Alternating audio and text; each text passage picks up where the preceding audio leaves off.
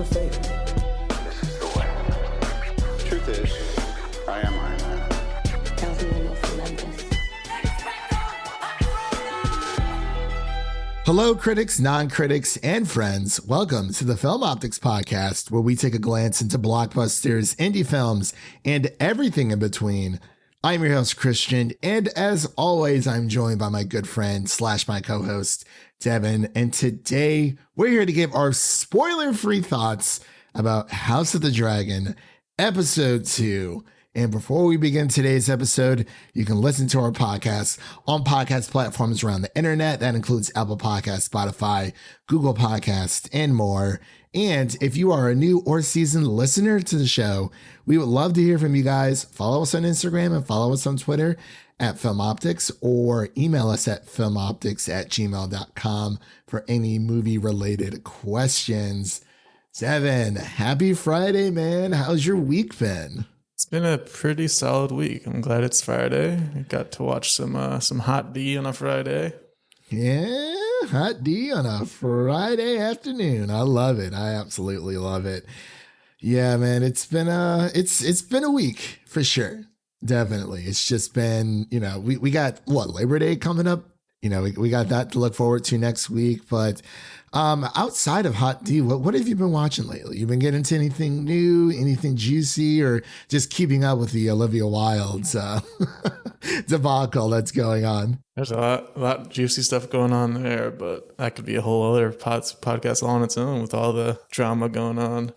Honestly, yeah. Warner Brothers has not known a moment of peace lately, unfortunately, with everything that's going on between the merger, everything with Olivia Wilde, only having enough money to pump out 2 movies this year. But yeah, you been watching anything interesting outside of Hot D? Just been playing Spider-Man. Enjoying that world. I love it, man. I love it.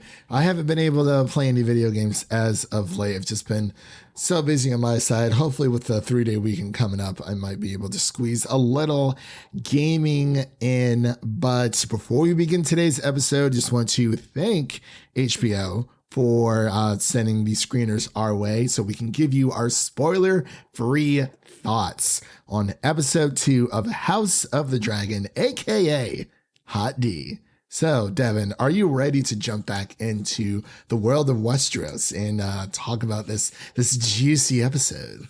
Yeah, we can't spill the juice though. We can't spill that tea. Got to keep it contained. Yeah. We got to contain the tea. We have to keep it at a nice hot temperature. We can't spill the tea. We can't even drink the tea. We just have to make sure the tea is ready to be served for all of our listeners out there. Imagine how bad tea tastes back then. They had nothing to make it taste better. Or beer. Think about that. Or it's ale. Or food. There's no seasoning. You know that chicken's got that Caucasian seasoning? I don't know, man. Did I send you that video of the guy dipping a fried chicken in Kool-Aid? And yeah. Jared sent that to me. Or the video of the guy at the baseball game using a glizzy as a straw. No, sir. Oh, man, some of these videos are... TikTok videos will never cease to amaze me. But without further ado, ladies and gentlemen, we'll be right back after this introduction to House of the Dragon, Episode 2.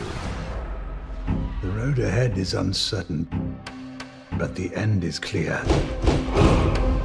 We are better defended. Against whom? Whomever may dare to challenge us. The threat of war looms.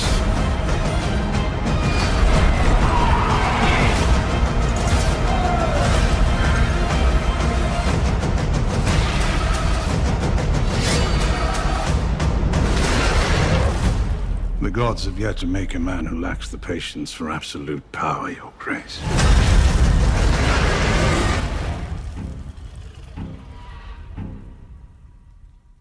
All right, ladies and gentlemen, and we are back with our Hot D, aka House of the Dragon, Episode 2, spoiler-free review, mind you. We're just going to be going over our initial reactions here. We're not, like I said, we're keeping the tea hot for you guys so that you guys can enjoy it later on. So again, for everyone out there who may not know, the creators of this show, we have Ryan J. Condal, with George R. R. Martin being a huge influence, and he's very involved with the series because he is one of the executive producers. I can't remember if I said that last week.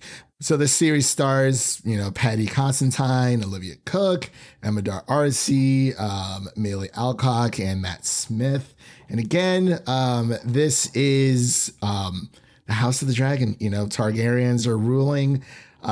Technically, the book, again, it covers 300 years of Targaryen history. But again, what we're witnessing is about 172 to 174 years before the events of Daenerys Targaryen of the main series. So I'll actually just start off this time with my initial reactions. Again, spoiler free for everyone out there. We do not plan on spilling any tea for you guys. We want you guys to enjoy these week to week. I've only watched it once, so I do plan on watching it again on Sunday. Without the nice little watermarks popping up everywhere, but hey, it is what it is. I just want to watch it in, it's streaming in 4K. Dolby, I believe, on HBO. And I started watching the first episode, which, of course, this episode will contain spoilers for the first episode, but not the second episode. So my initial reactions for this episode, I was actually watching Mama's Geeky's spoiler-free review as well. And she had mentioned that this was this was peak Game of Thrones. Like, we're only 2 episodes in at this point, and I feel like HBO has been able to learn from Game of Thrones in a way, maybe a little bit, depending on, everyone's going to compare the season 1 finale of House of the Dragon to, 8 seasons of Game of Thrones. But I do agree with Mama's Geeky. She did say that this was peak Game of Thrones, and it's giving us the best parts of Game of Thrones. Of course, we have one of the directors from the original Game of Thrones who worked on multiple episodes, such as Hard Home. I believe it was Hard Home. And then another one will be Battle of the Bastards, which people would know more so of. I can't remember if Hard Home was when Johnson. Anyway, I'm getting off track. Regardless, this episode's amazing. There's not a lot of action in this episode. There's a little bit of blood here and there, but it is a very dialogue-heavy episode. We get a lot of scenes between Millie and her father, scenes between Millie, I'm calling her Millie, Rhaenyra, who is played by Maylee Alcock. We get a lot of scenes between Rhaenyra and her father, Viserys, and between Rhaenyra and Rhaenys, aka the Queen Who Never Was. But there's a lot of plotting and scheming. Like the wheels are like already turning in motion within episode 2, and I absolutely love the dialogue, the conversations that these characters share between each other. A lot of plotting, a lot of scheming, as well as there always is in Game of Thrones. It's like a giant chessboard, and it's like, whew. It's so crazy. I mean, and of course, this does take episode 2 does take place 6 months after the death of Queen Emma, or Aemma, however you want to pronounce that. So there's a lot of, obviously Rhaenyra is the new heir, but people are still talking about, hey, it's all about the sexism views when it comes to who should stay on the Iron Throne. Obviously, people are not pleased that Rhaenyra was named as Viserys' heir, and we kind of see that unfold in this episode. We see more dragon scenes, which is amazing. You obviously can't give anything away, so I'm just going to stop myself right now. Devin, what are your spoiler-free initial reaction thoughts to Hot D episode 2? Good job not spilling the tea there. I know it's difficult, but I'd say the first half of this episode, I was a bit worried because the first episode just had a lot to live up to, just because of how much they accomplished in that one and how much hype they garnered from everybody across the internet. I mean, they got a season 2 renewal after the first episode. That's Yes, how much sir.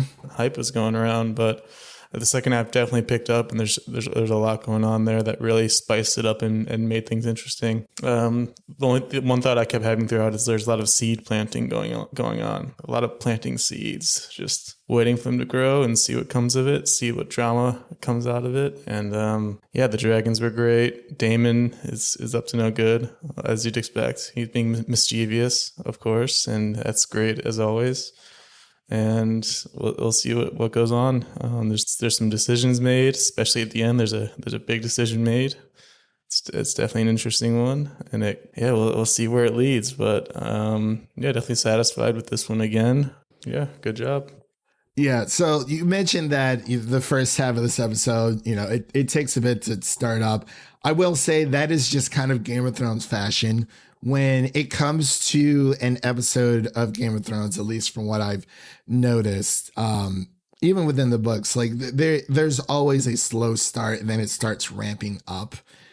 So the wheels are turning during the beginning, but there's always an amazing payoff. There's all, like you said, seeds have been planted just within this episode that pay off later on, within this, episode towards the end. And it just continues to amaze me that, they're able to, 2 episodes going in, this is amazing. Like I said, the first episode was just so fantastic when it came. It did a great job, of just reintroducing people to Game of Thrones. Like we said before, there are going to be a lot of time jumps in here. And I kind of had to, as I was watching episode 2, go in that with mind. And then we find out that this does take place 6 months after. So there's a few time jumps, but it is moving along, smoothly. It's not like, oh, episode 2 happened 6 months before, like episode 1 and all this stuff. But yeah, as always, there's fighting for the crown, and it's always great to see, dragons in every episode. I just want to give my hats off to HBO. I'm really, I appreciate them giving each dragon rider their a personality, because automatically I was able to say, okay, that's so-and-so's dragon. That's, blah, blah, blah's dragon. They actually have saddles now. I was watching a video where they were explaining that in the original Game of Thrones, there were no saddles, and that was very strange. Well, you have to think with Daenerys, when she was, obviously this is spoilers. If you have not watched Game of Thrones, you've had 9 years.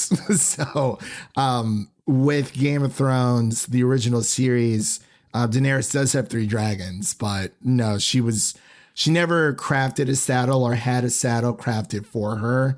So I think that was a nice touch, but it kind of makes sense because she is a Targaryen. Like Daenerys obviously, comes from this royal, this highborn family, but she is a dragon rider. But it kind of like reflected what kind of dragon rider she was. She did ride bareback, and she didn't have that luxury. It just makes you think of things like scales going in bad places. It's just absolutely, for sure. Like, yeah, but we get to see. We get to see Daemon's dragon again, and we get to see Rhaenyra's dragon again in all their fashion. And I just really enjoy how they were able to distinguish these dragons. And I can't wait to see, whoever, what other dragons may appear in this season. Like we said before, or Devin mentioned, that this season, that this series got renewed for a season 2, which, I mean, come on, it's Game of Thrones. Like it is the most popular TV series, at least of our lifetime, that has happened. Like, this is like our Sopranos, this is our, I don't know. I guess we were alive during Seinfeld. Seinfeld was pretty big back in the day. I mean, regardless, it was a sitcom, but yeah. But yeah, did you have anything else you wanted to add, Devin, before we close out here? What it must be like to be a king? Just some interesting choices you get to make. And there's also, I want to mention, we're not going to go into who or what, but there's a big bad coming. They teased it a couple times. Absolutely. And I mean, it's just the CGI of this entire show, even episode 2, just looks fantastic. And I can't wait to I can't wait to watch it again on HBO Max second time around, because with the first episode, I was very just all over the place. But yeah, I mean, this entire episode really just kind of follows the events of, you know, what happens between Rhaenyra's mother dying, and seeing how that has a effect on the kingdom as a whole, as well as, you know, the small council, because it's all about securing the realm for peace and prosperity, or at least prosperity, or just succession down the line. Like, we know that Viserys is king, but obviously his reign will come to a close, whether he dies of old age or of something else, we do not know, but you have to keep watching to find out. So that pretty much concludes our spoiler-free review of House of the Dragon episode 2. Again, we'd like to thank HBO for sending these episodes out for us early so that we can share the love, so we can hold the tea, keep the tea nice and hot for you guys, nice and mild, warm, I guess you could say, a boil, if you will, but not like a hot bath boil, like a nice steamy, you know, ambiance kind of thing. And if you've liked what you heard on today's episode, please subscribe to our podcast on your favorite podcast platform of choice, and make sure to share an episode of our podcast with a friend, whether it be your mother, your brother, your lover, whoever it may be. Make sure to share an episode of the Film Optix podcast with the movie lover in need. And really quick, what's coming up next week for you guys, or what's on deck, what's out now? We have a lot of stuff that's out now. We have our Avatar: The Last Airbender Book 2 Earth series revisited that we had some amazing guests join us on. Of course, you can always check out our House of the Dragon episode 1 review, which is, again, spoiler free for you guys. I think we're just going to keep doing spoiler free up until the season finale. We might do a little spoiler for that one, because, you know, the entire season will come to close. But you can also check out our She-Hulk episode 2 review that is out on the podcast as of now. And keep a lookout for our Rogue One, a Star Wars story review that will be dropping this coming up Monday on August 29th, as we slightly prepare ourselves for Andor. And yeah, also check out our Orphan First Kill review that is up on the podcast as well. So those are just a few things. You know, we're going to be reviewing this series for you guys each and every week as the episodes go on. Definitely a lot of stuff coming out, man. I think we're actually in like the golden, this is like the golden year for streaming. I mean, we have House of the Dragon, Lord of the Rings. If you're a big Cobra Kai fan, that's coming out. Got some His Dark Materials, Abbott Elementary, The Sandman. Oh, there's just so much. It's insane. But with all that said, we hope you guys have a great day, and we'll see you guys next time. And that's a wrap for today. Thank you all for listening. And if you enjoy the show, leave us a 5-star rating review on Apple Podcasts and Spotify, and follow us on Twitter and Instagram to stay in the know. That was Devin. My name is Christian. We'll see you guys in the next one. Peace.